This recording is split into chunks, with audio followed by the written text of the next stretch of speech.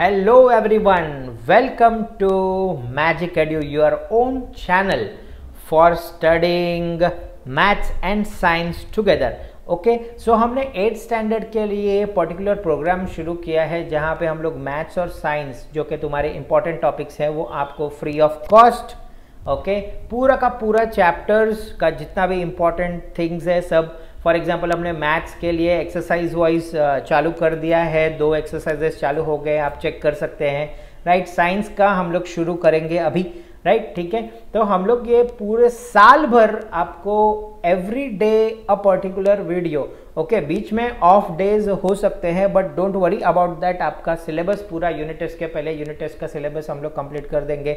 आप comment section में बता सकते हैं कि और आपको क्या क्या चीज़ें यहाँ पे मैथ्स और साइंस में हम लोग हेल्प कर सकते हैं राइट। तो we will do it okay in this pandemic situation. Of course हमको लगता है कि ये बेस्ट आइडिया है to do such things. You can study all important things right from YouTube in the safety of your home. Okay so ये magic edu की तरफ से आप सब लोगों के लिए एक इनिशिएटिव है। होप आपको ये पसंद आएगा राइट, ठीक है। सो अब हम शुरू करने वाले हैं साइंस का चैप्टर नंबर 1। थोड़ा सा ही इंट्रोडक्टरी पार्ट हम लोग यहाँ पे लेने वाले हैं। सो चैप्टर नंबर 1 क्या है? लिविंग ऑर्गेनिजम्स के बारे में, माइक्रो ऑर्गेनिज्म के बारे में और उसके क्लासिफिकेशन के बारे में। सो ये माइक्रो ऑर्गेनिज्म क्या होता है? माइक्रोब्स या माइक्रो ऑर्गेनिज्म मतलब माइक्रो मतलब क्या? छोटा, ऑर्गेनिज्म मतलब क्या? लिविंग ऑर्गेनिज्म राइट, ठीक है। इतने छोटे ऑर्गेनिज्म जिनको देख नहीं सकते हम लोग, हमारी आंखों से वो दिखता नहीं है। भगवान दिखता है क्या? नहीं दिखता है बट होता है ना। हाँ, तो वैसा माइक्रो ऑर्गेनिज्म दिखता नहीं है बट होता है। अच्छा, हम लोग के आसपास अभी कोरोना चालू है ना, दिखता है क्या? नहीं है बट होता है ना, बैंड भी बजाता है ना। सो भगवान करे आपका सब फैमिली अच्छे से हो राइट, ठीक है। ये आप सेफ्टी प्रिकॉशंस आप रखें, ये चीज़ें आपसे दूर रहें, ठीक है। That will pray to God for that okay. But still microorganism हमारे आसपास है, ये हमको पता है राइट, ठीक है ओके। हम बहुत सारा जर्मिसिडल साबुन से हाथ धोना और ये वो सब तुमको पता है, मास्क पहनते हैं ताकि कोई अगर कुछ इन्फेक्शन जो चीज़ हो हवा में हो तो हम लोग के रेस्पिरेटरी ट्रैक को अटैक ना करे। सो वी नो दैट ये चीज़ें हैं। तो ये लेसन पूरा का पूरा इज अबाउट माइक्रो ऑर्गेनिजम्स, ठीक है। थोड़ी देर बाद टेक्स्ट बुक आपके सामने शेयर करूंगा तो मेरा ये वीडियो बंद हो जाएगा, ठीक है। मैं आपसे इंटरेक्ट करना चाहता था, दैट्स वाई एक छोटा वीडियो मैंने यहाँ पे मैं कर रहा हूँ पहले टेक्स्ट बुक शेयर करने से पहले।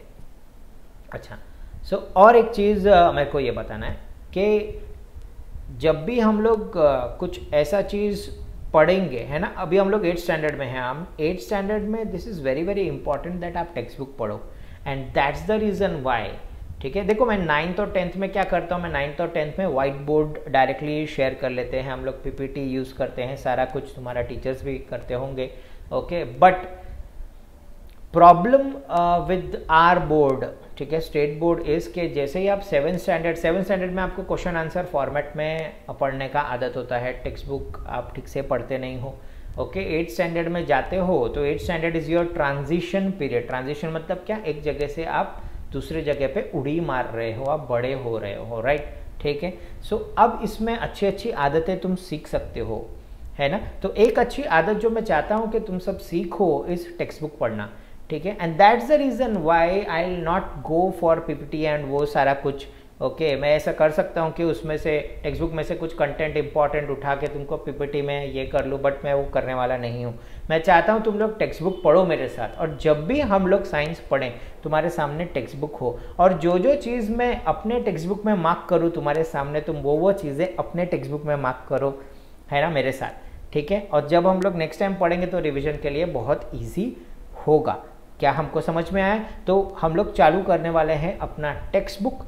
हम लोग इस चैप्टर में देखने वाले हैं कैसे हम लोग एक ऑर्गेनिज्म के स्पीशीज, बहुत सारा ऑर्गेनिज्म है हमारे पास, कैसे इसको डिवाइड करेंगे, ठीक है। सो चलो हम लोग शुरू करते हैं अभी। टेबल ऑफ कंटेंट, तो अब इतने सारे लेसन्स हमको अभी इस साल कंप्लीट करने हैं राइट। सो 7th स्टैंडर्ड तक तुमको काफ़ी छोटे छोटे चैप्टर्स होते थे, अब 8th स्टैंडर्ड में थोड़े बहुत बड़े बड़े चैप्टर होंगे। So living world and classification of microbes, ये है हमारा पहला चैप्टर। अब पहले 3 क्वेश्चन यहाँ पे दिख रहे हैं कैन यू रिकॉल में राइट, ठीक है। सो कैन यू रिकॉल में क्या क्या है? सो पुराने ज़माने की यादें हैं कुछ कुछ। हम लोग लिविंग ऑर्गेनिज्म को क्लासीफाई क्यों करते हैं? क्या है हायरार्की? ठीक है, हायरार्की मतलब क्या, एक के बाद दूसरा लेवल कौन सा आएगा, तीसरा लेवल कौन सा आएगा, जैसे राजा लोग करते थे ना हायरार्की, एक के बाद दूसरा कौन सा, तीसरा कौन सा, ठीक है। तो ये है। अब नेक्स्ट वाला क्या है कि बायनोमियल नोमेनक्लेचर किसने स्टार्ट किया? तो Karl Linnaeus. Okay, spelling Google करना है तुमको, कार्ल लिनियस, ठीक है। यहाँ पे बाजू में भी है थोड़ा सा लिखा हुआ। कार्ल लिनियस एक ऐसा बंदा है जिसने बायनोमियल नोमेनक्लेचर, नोमेनक्लेचर मतलब नामकरण की प्रोसेस है ना, नामकरण, जैसे हमारा नामकरण हुआ है ना, राइट, आज से तुम्हारा नाम ये होगा, सेरेमनी करते हैं हम लोग, तो वैसा कार्ल लिनियस ने बायनोमियल नोमेनक्लेचर का सिस्टम चालू किया था। अब ये बायनोमियल नोमेनक्लेचर क्या होता है? दिमाग लगाओ। सपोज मैं नीचे कहीं पे जाके अपना नाम चिल्लाऊं, राइट, ठीक है। सो जीतू, तो कितने सारे जीतू आ जाएंगे, है ना। जीतू के, तो बहुत सारे में भी जीतू के आ जाएंगे। ओके, सो बट मैं अपना सरनेम भी साथ में लूँ, राइट, तो जीतू एंड देन आगे मैं सरनेम लूँ अपना, राइट, ठीक है, तो बहुत कम चांसेस है कि एक आध दो एक्स्ट्रा रहेंगे, है ना। सो अब हम लोग क्या करते हैं साइंस में किसी भी ऑर्गेनिज्म का एक नाम होता है ना। सो उस पर्टिकुलर नाम को ऐसा स्पेसिफिक बनाना है ताकि वो जब भी मैं नाम लिखूं तो मुझे पता चलना चाहिए कि वही फिक्स ऑर्गेनिज्म है, राइट। फॉर एग्जांपल तुलसी, तुलसी हम लोग यहाँ पे बोलते हैं तुलसी, राइट, ठीक है। फॉरेन कंट्री में तुलसी का प्लांट का अलग अलग नाम होगा। सो कन्फ्यूजन क्रिएट होता है। तो साइंटिस्ट लोग क्या करते हैं, एक फिक्स नाम बनाते हैं कि हम लोग आज से तुलसी का नाम रखेंगे ऑसिमम सैंक्टम, जीनस स्पीशीज, दो अलग अलग भागों में डिवाइड कर देंगे, नेम सरनेम जैसा सिस्टम रखेंगे, ताकि जब भी एक साइंटिस्ट दूसरे साइंटिस्ट को बोले तुलसी ऑसिमम सैंक्टम, तो उसको समझ में आ जाए कि भाई ये किस चीज़ का बात कर रहा है। तो ये सारा जो मैं बकवास कर रहा हूँ तुमको पहले ऑलरेडी 7th स्टैंडर्ड में हो चुका है। तो मैं आगे जाता हूँ, क्या क्या लेवल्स हैं हायरार्की के तुमको पता है ऑलरेडी, ठीक है।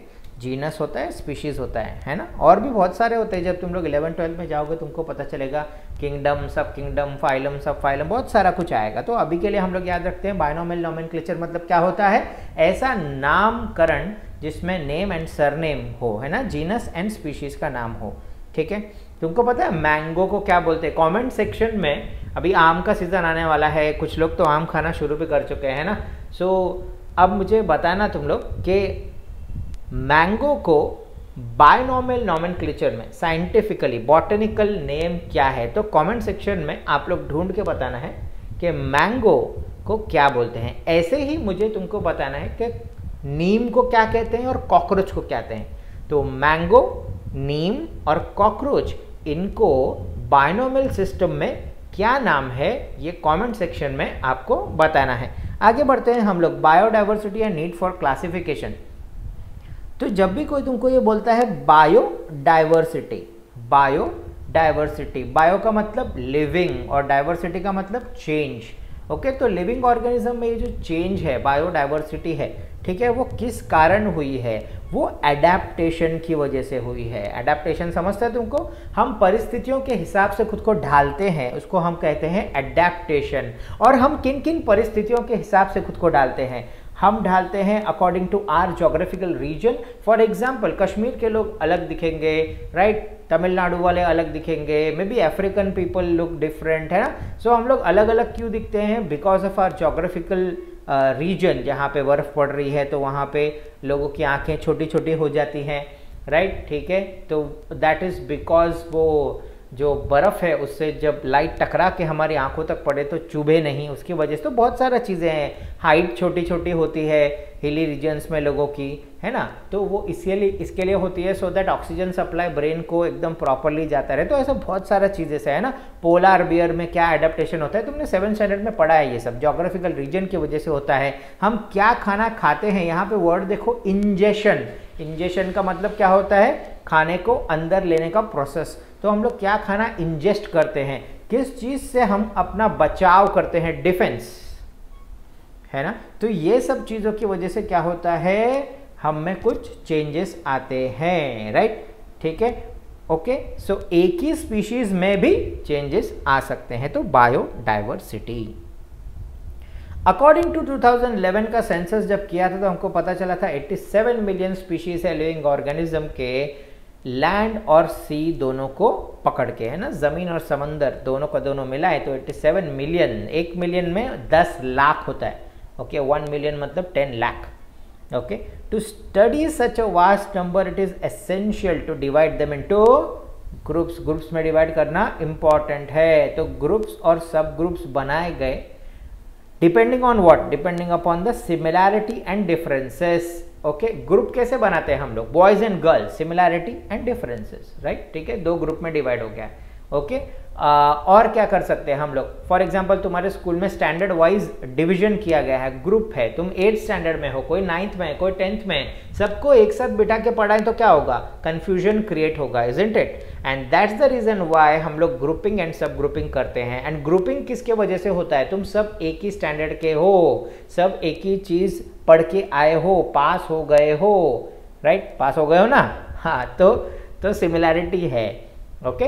सो सिमिलैरिटी एंड डिफरेंसेस देख के हम लोग ग्रुप एंड सब ग्रुप में डिवाइड करते हैं, and this is the basis of classification, मतलब क्लासिफाई करने का बेसिस ही यही है, ठीक है। सो अब हम देखते हैं व्हाट इज क्लासिफिकेशन, क्या है classification, the process of dividing, देखो डिवाइडिंग, क्या डिवाइड किया, living organism, process of dividing, क्या डिवाइड किया, लिविंग ऑर्गेनिज्म, किस में डिवाइड किया, इनटू ग्रुप्स एंड सब group, is called biological classification. Living organism को ग्रुप और सब ग्रुप में डिवाइड किया, इसी को हम कहते हैं बायोलॉजिकल क्लासिफिकेशन। ऐसे कितने लोग थे जमानों पहले जिन्होंने बायोलॉजिकल क्लासिफिकेशन किया था। सबसे पहला जो हम लोग बायनोमियल नोमेन सिस्टम का भाई ये डॉन है, कार्ल लिनियस, ओके, इसने लिविंग ऑर्गेनिज्म को 2 ग्रुप में, 2 किंगडम में डिवाइड किया था। देखो वेजिटेबलिया, क्या लिया, वेजिटेबलिया, ठीक है, और एनिमेलिया, कायरेमेलिया, एनिमेलिया, ओके। वेजिटेबलिया में क्या आता है, प्लांट्स, एनिमेलिया में क्या आता है,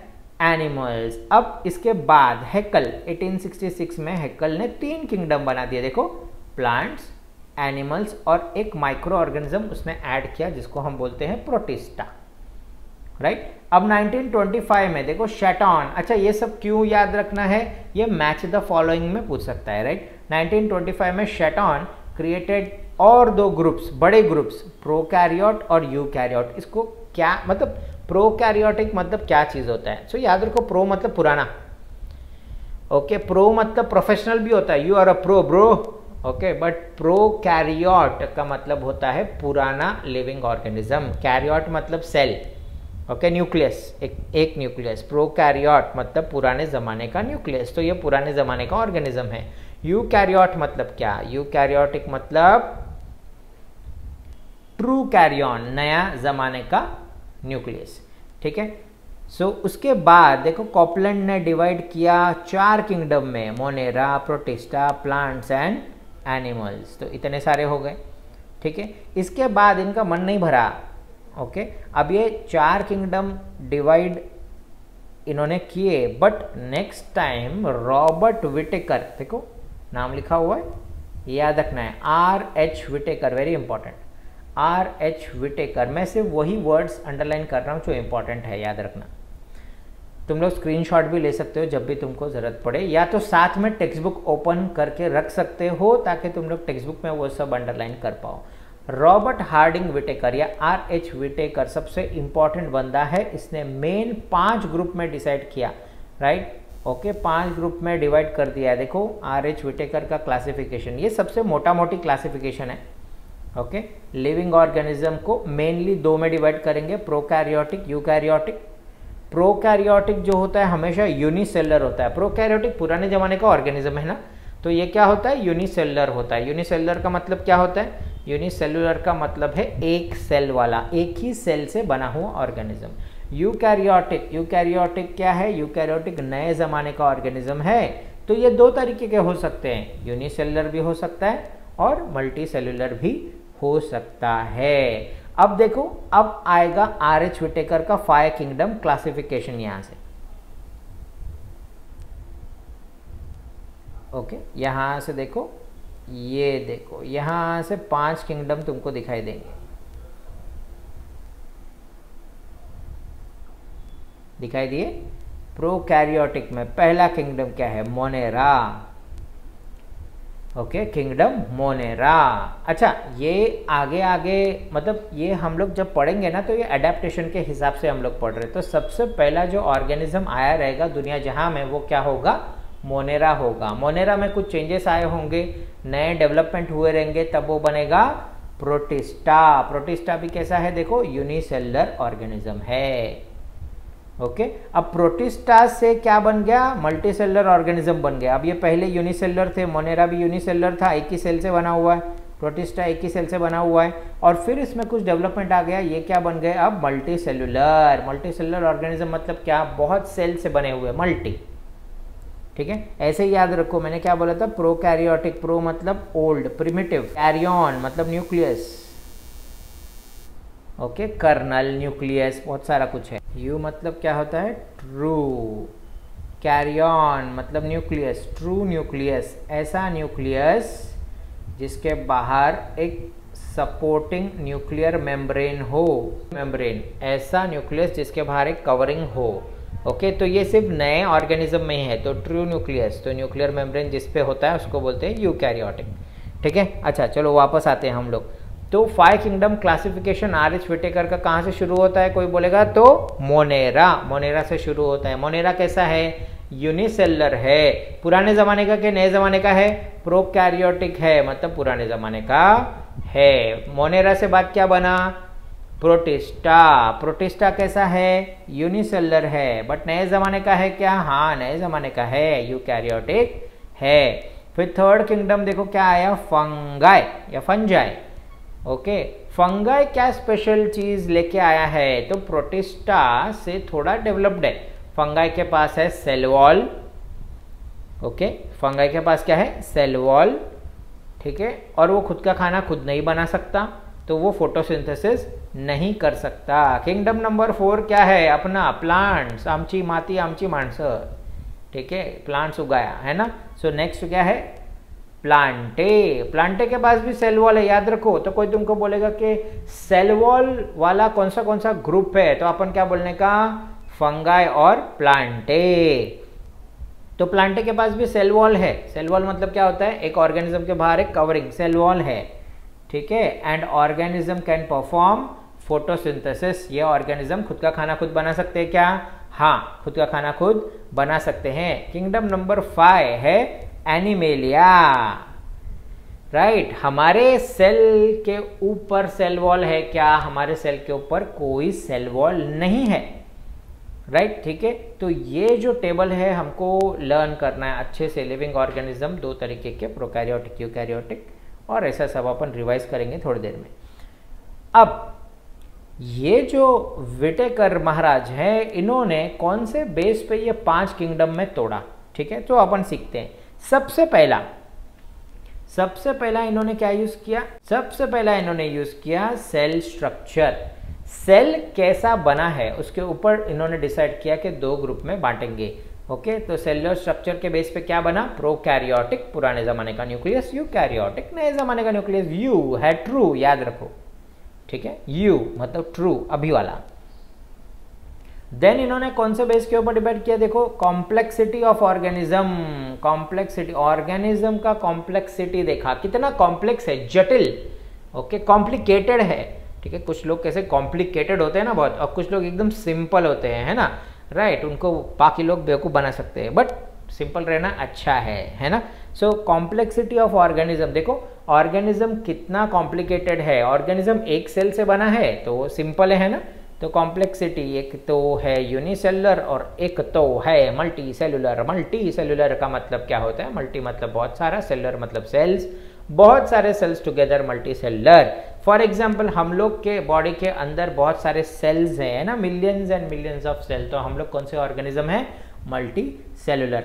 मोड ऑफ न्यूट्रिशन, ओके, क्या खाता है वो ऑर्गेनिज्म, इसको देख के भी इन्होंने डिवाइड किया।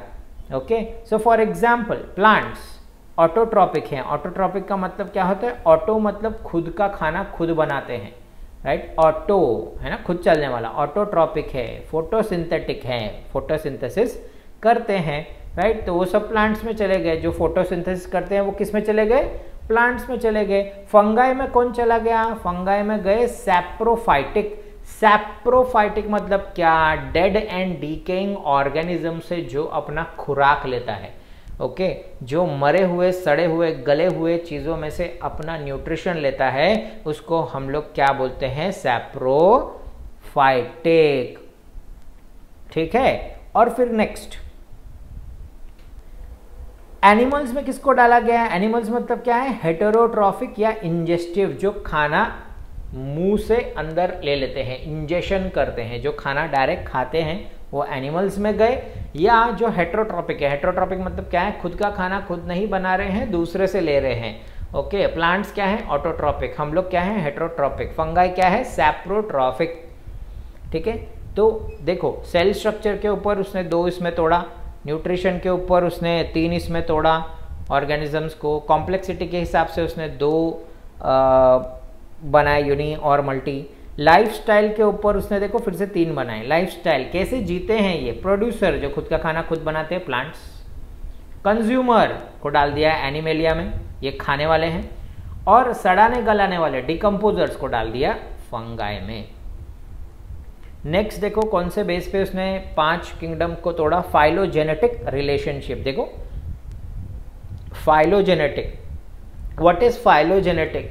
तुम कैसे अपने एंसेस्टर से कनेक्टेड हो, उसको बोलते हैं फाइलोजेनेटिक। ठीक है, आप कैसे अपने एंसेस्टर से कनेक्टेड हैं, उसको क्या बोलते हैं? फाइलोजेनेटिक। तो देखो, प्रोकैरियोटिक, पुराने जमाने का ऑर्गेनिज्म जिसका न्यूक्लियस बेचारा गरीब न्यूक्लियस है, प्रॉपरली फॉर्म्ड नहीं है। ठीक है, तो प्रोकैरियोटिक से क्या बन गया? यूकैरियोटिक, अच्छा वाला न्यूक्लियस वाला ऑर्गेनिज्म है ना, जिसके न्यूक्लियस के बाहर क्या है? एक कवरिंग है। राइट। अब देखो, यूनिसेलुलर, ऐसे ऑर्गेनिज्म जिनके पास एक ही सेल है। 2 मल्टीसेलुलर, ओके, 2 मल्टीसेलुलर मतलब जिनके पास बहुत सारे सेल्स है। तो देखो उसने कैसे डिवाइड किया है ना, यूनि मल्टी, तो 2 इसमें। तो इसमें रिलेशन भी पता चलता है कि पहले क्या था, अब क्या था। ओके, यूकैरियोटिक के पहले क्या था? प्रोकैरियोटिक। ठीक है ना। सो मोनेरा, प्रोटिस्टा, फंगाई, ये सब याद रखना है तुमको, प्लांटे, एनिमेलिया। ओके, हम लोग बाद में इसको एक एक करके देखने वाले हैं। मोनेरा कितना टाइप का है, कौन सा चीज़ें उसमें है, एग्जाम्पल क्या है। ठीक है, प्रोटिस्टा क्या है। सो अभी दूध में जो बैक्टीरिया होता है, राइट, जिससे दही बनता है, उसको क्या बोलते हैं? सो मोनेरा है ना। सो ऐसा सारा का सारा चीज़ हम लोग एक एक करके देखेंगे। ठीक है गाइज, हम लोग का आज इंट्रोडक्टरी जो टॉपिक है वो खत्म हुआ। और मेरे को क्या क्या चीज़ें समझ में आई? मेरे को समझ में आया कि ऑर्गेनिज्म को, चलो अपन फटाफट रिवाइज करते हैं। ठीक है, कि ऑर्गेनिजम्स को हम लोग 2 इंपॉर्टेंट पार्ट्स में तोड़ सकते हैं, एक प्रोकैरियोटिक, एक यूकैरियोटिक। प्रोकैरियोटिक मतलब क्या? ओल्ड न्यूक्लियस, ऐसे ऑर्गेनिज्म जिनके न्यूक्लियस अभी तक डेवलप नहीं है। यूकैरियोटिक मतलब क्या? न्यू न्यूक्लियस, ओके, अच्छे वाले न्यूक्लियस, इनके न्यूक्लियस के बाहर एक न्यूक्लियर मेम्ब्रेन रहता है, तो ज्यादा टाइम तक टिकते हैं ये, है ना। Prokaryotic, eukaryotic. प्रोकैरियोटिक कैसा रहता है? एक सेल वाला रहता है कि ज्यादा सेल वाला रहता है? एक सेल वाला रहता है, तो यूनिसेलुलर है। ओके, और यूकैरियोटिक कुछ एक सेल वाले भी हो सकते हैं, कुछ ज्यादा सेल वाले भी हो सकते हैं। ज्यादा सेल वाले को क्या बोलते हैं? मल्टीसेलुलर। और एक सेल वाले को क्या बोलते हैं? यूनिसेलुलर। राइट, ठीक है। अब आगे बढ़ते हैं।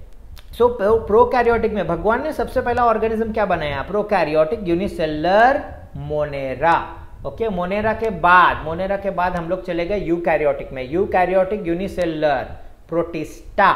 ओके, ऐसा याद रखो कि मोनेरा ने एकदम कुछ तो भी ऐसा भाषणबाजी किया, प्रोटेस्ट किया, तो मोनेरा उसने प्रोटेस्ट किया, बन गया प्रोटिस्टा। ऐसे याद रखने के लिए हम लोग बहुत सारा कुछ कर सकते हैं, खटर पटर याद रखने के लिए। ठीक है, प्रोटिस्टा। प्रोटिस्टा के बाद क्या आया? फंगाई। फंगाई के पास क्या है? Cell wall. खुद का खाना बना सकता है क्या? नहीं। वो क्या है?